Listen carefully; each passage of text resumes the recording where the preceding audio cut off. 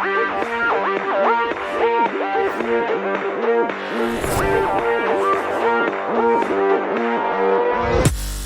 everyone, and welcome to this very special face-to-face. It's my honor to be with Iran's foreign minister today, Dr. Mohammad Javad Zarif, with this exclusive interview with Press TV. Thank you so much for being with us.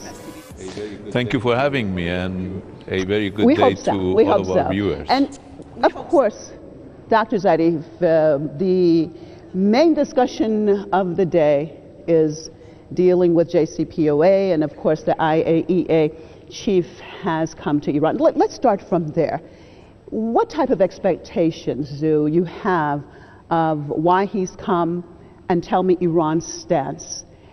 Is the stance basically that in 2 days, if the United States does not rejoin, that basically Iran is going to stop the voluntary part of the protocol? This is what we can do in accordance with paragraph 36 of the JCPOA, which enables Iran to take remedial action against failure by other members of the JCPOA to implement their obligations. Now, the United States withdrew from the JCPOA, violated Security Council resolutions, and basically punished anybody who tried to observe international law. The EU, particularly the three countries, UK, France, and Germany, did not do anything to implement their own obligations. They all say that we signed a number of instructions. But if they read JCPOA, it's not just signing, it's the impact. And they also made two declarations with Iran that they would implement 11 commitments. They didn't implement even a single one of those commitments. So we started these measures in line with JCPOA. We are not violating JCPOA. We are implementing remedial measures foreseen in the JCPOA itself. Now, the Parliament is not talking to the world.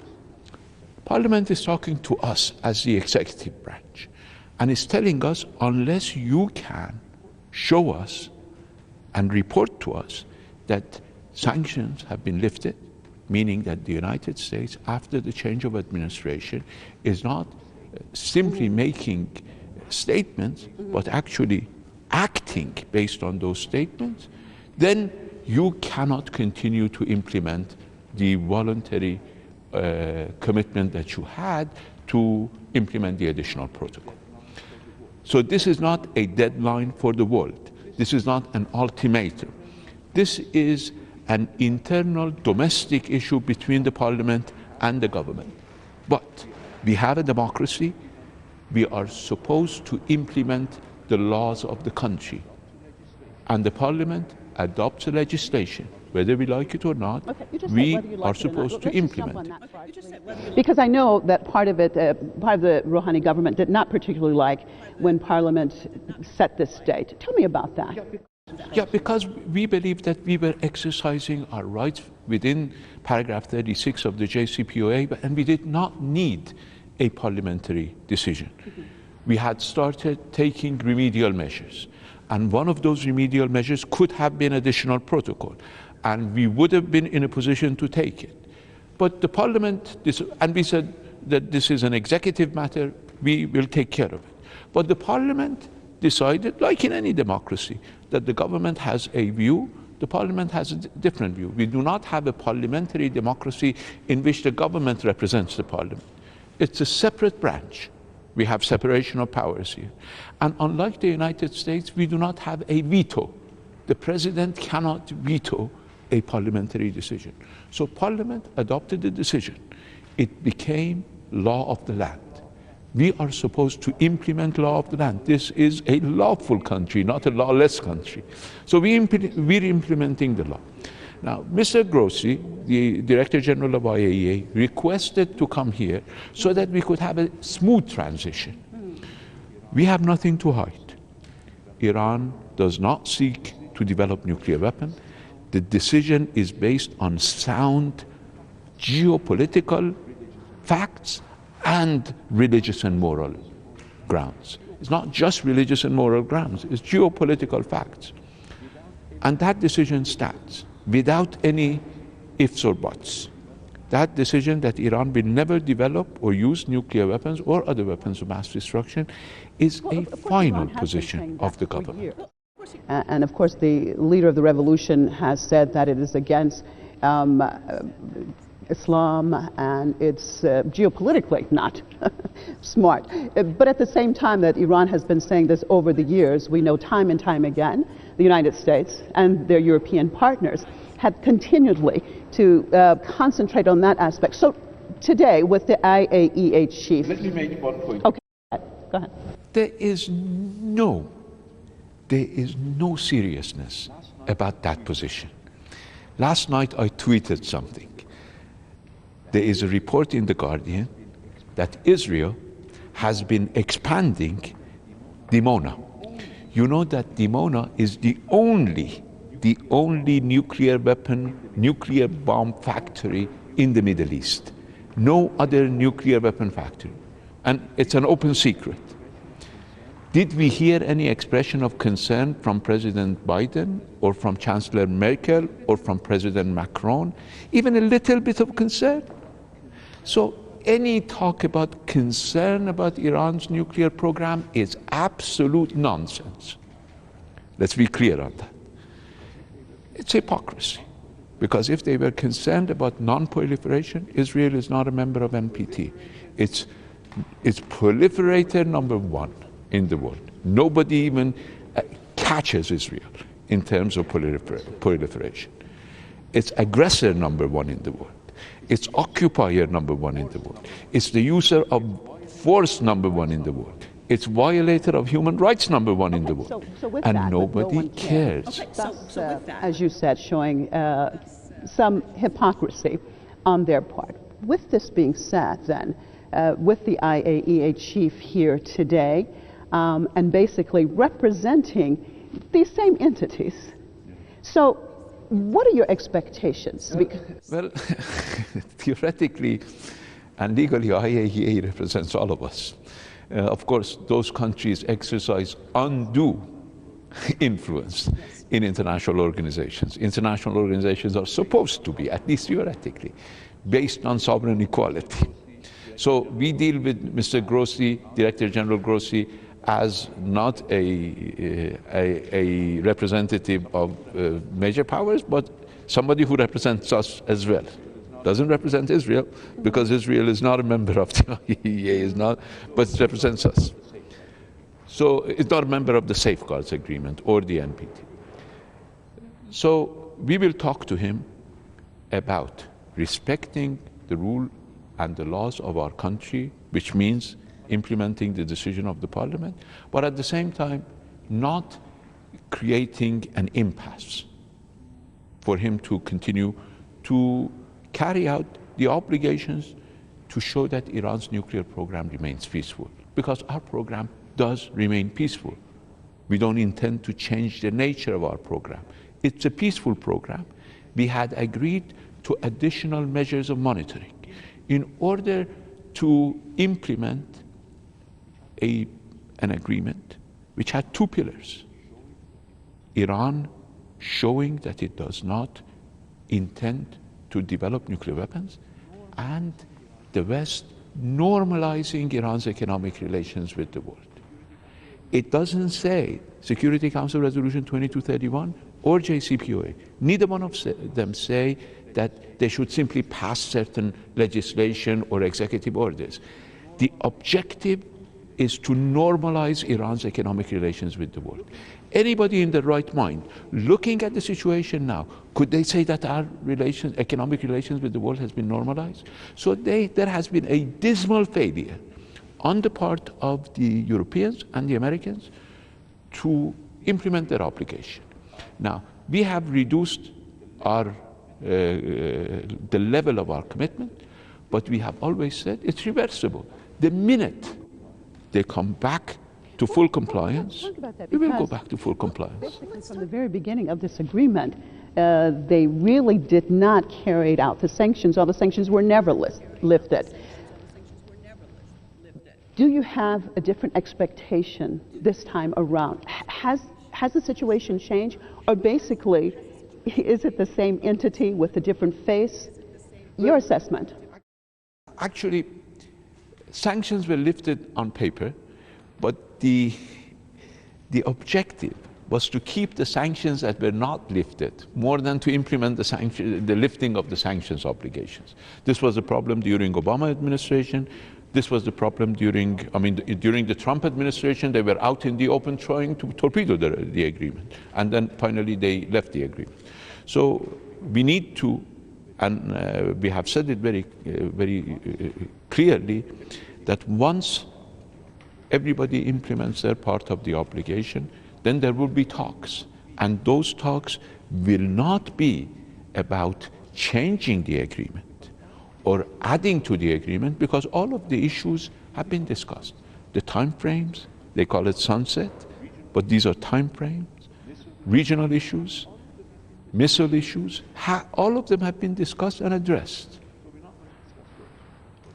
So we're not going to discuss those, but we are going to discuss how we can avoid and guarantee that the actions by the United States will not be repeated. That somebody 2 years down the road, 4 years down the road, just because they don't like the previous president, would come and simply like a revolution change the agreements of the country. So they are in a position to assure us. We've done our work. Never fulfilled. So even during the Obama administration, they had not fulfilled their side of the bargain. So now we have, again, the IAEA chief. There's a deadline that Parliament has put. So what exactly does that mean? This deadline comes. Are the cameras then going to be stopped? Because we know that the cameras are showing basically footage, constant footage of the various sites. The cameras are going to be stopped or cut off, or what? Well, we are discussing all these issues today with the IAEA, but we will not, certainly, we will be required by law not to provide the tapes of those cameras to the IAEA. Why not just cut them off? Well, that's a decision. That's a technical decision. That's not a political decision. I'm not making that decision. It's at a technical level. But IAEA will certainly not get footage from those cameras. In the past, they would get them automatically, not online, but automatically.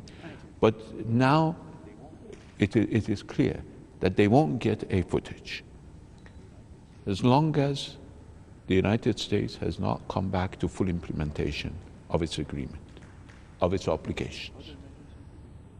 There will be other measures that we will take. Those measures are being discussed right now in the Atomic Energy Organization today. This afternoon, later this afternoon, I'll see Mr. Grossi in this very room, so I'll be discussing it with him. But the technical part, the decision will be taken by the Atomic Energy Organization with Director General Grossi. As far as the IAEA itself, because we've seen over the years different situations happen. We saw Dr. Fakhrizadeh, who was assassinated, and there's some suspicions that perhaps the IAEA has passed on information. Will you be discussing this side of things, that to guarantee when Iran is cooperating with the IAEA that the information that is given is confidential and not being passed on? Because you said the IAEA technically represents Iran also, but many would say that's not really what we have seen over the years. Well, let me, in the interest of fairness, Dr. Fakhrizadeh was not an IAEA finding. Israelis created this whole nonsense about Dr. Fakhrizadeh long before the IAEA had any access, and the IAEA did not meet with him. So in the interest of fairness to the IAEA, it has nothing to do with him. But we just saw that the IAEA is not officially releasing, but leaking information that is supposed to be confidential. Anything between us and the IAEA, based on IAEA statute, should remain confidential. Confidentiality is a requirement. Otherwise, no country would allow IAEA to inspect their sites. Some of them may have security ramifications. For Iran, whose peaceful nuclear sites have been attacked, most recently in Natanz, and in other places. For a country whose nuclear scientists have been murdered in terrorist operations in the past, and now recently with Mr. Fakhrizadeh, confidentiality is essential. So I will raise, I mean, the IAEA has an obligation for confidentiality. We already protested to the IAEA about the lack of due diligence in making sure that confidentiality is observed. So this I will raise again with Mr. Gross. We have a new president now in the United States. It appears, though, basically singing the same tune, just in a different way, when dealing with Iran. Of course, Biden has said that there have been some changes, but if we actually look at what he's saying, nothing really has changed. So tell me your expectations right now. Well, let me first tell you that I agree with you. Nothing has changed. Biden claims that Trump's policy of maximum pressure was maximum failure. Blinken also just recently said that that policy failed. But for all practical purposes, they're pursuing the same policy. They haven't changed that policy. The problem in the United States, and it doesn't matter which administration, the Islamic Republic now has dealt with 7 consecutive US presidents, and I have dealt with almost 5 of them. And the problem is, US is addicted to sanctions. US is addicted to pressure. US is addicted to bullying. And time and again, it may work some other places. It doesn't work in a country with millennia of history. Not just a millennium, millennia of history. That may be difficult for some to comprehend in Washington, but we have had an empire, a global empire, that lasted longer than the United States, than the history of the United States. So for us, these ups and downs in history are brief moments. They should accept that with Iran, bullying doesn't work. Pressure doesn't work. Maximum pressure, according to them, led to maximum failure.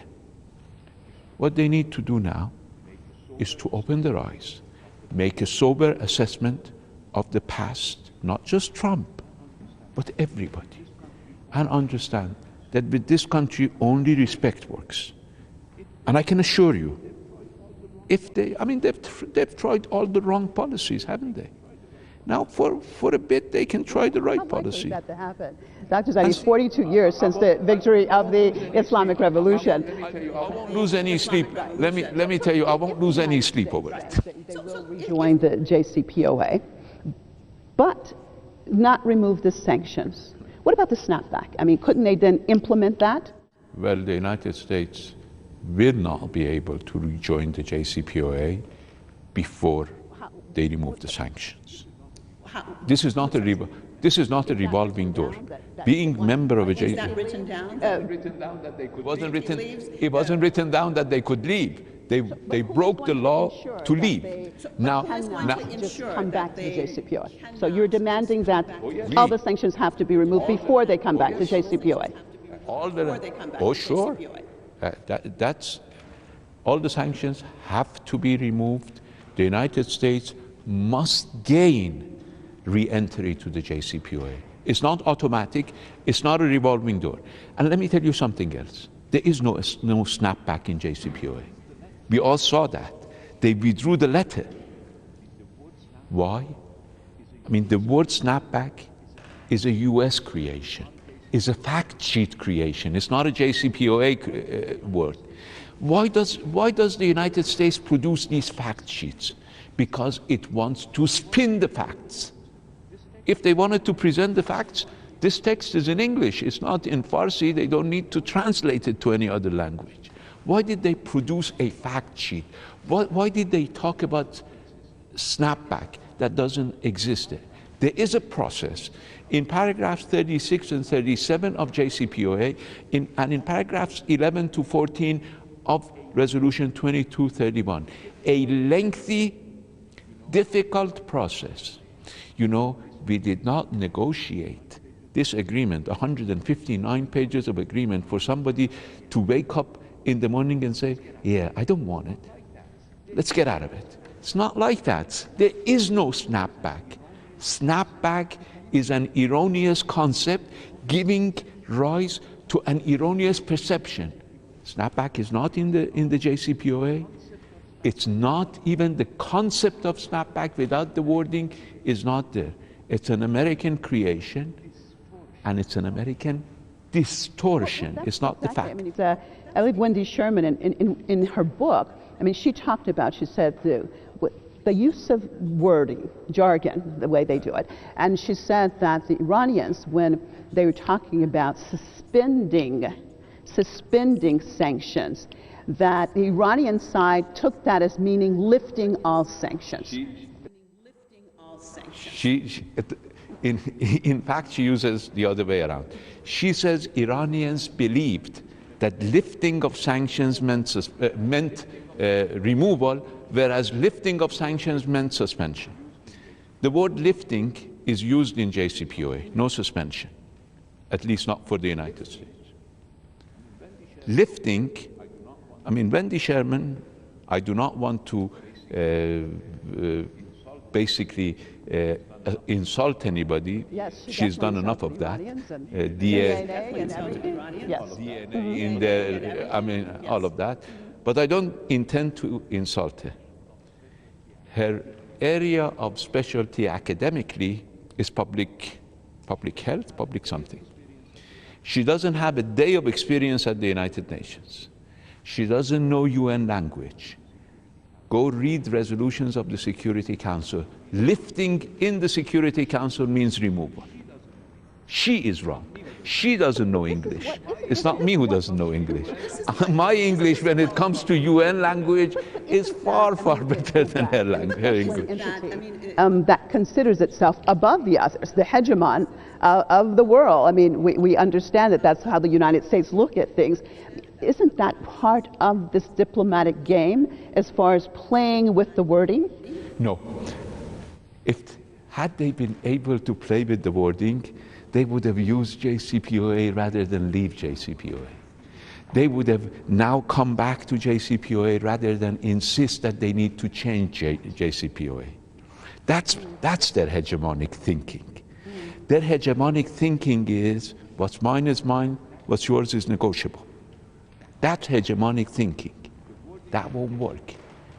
The wording in the JCPOA, had they been able to use it, Bolton would have used it, because Bolton had 2 years of experience in the United Nations, unlike Wendy. 2 years of experience in the United Nations. He knew what was in it. So I'm very sorry to say to Wendy Sherman that with all your insults, you didn't get the meaning of the word lift, not we. But isn't part of it right now, when they're talking about, because you said if they knew what was best or how to deal with wording, actually they shouldn't have left the JCPOA. But isn't it at this point in time that they want to go beyond that? They won't be able to. They won't be able to, period. Negotiate the JCPOA? No. Absolutely not. Absolutely not. Absolutely not. We spent... And you want the U.S. to come back? No, not first. First and last. There won't be any renegotiation, period.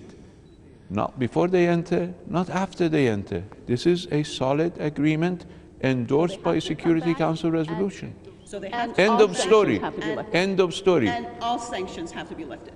You see, we have in the JCPOA And in Resolution 2231, it talks about implementation of the measures within the time frame agreed upon. This is not our resolution, it's their resolution. They presented it, they voted for it. Iran expressed reservations about it because we never recognized those sanctions. So it puts a time frame. A part of that time frame was the lifting of all the restrictions on the purchase and sale of Iranian military hardware.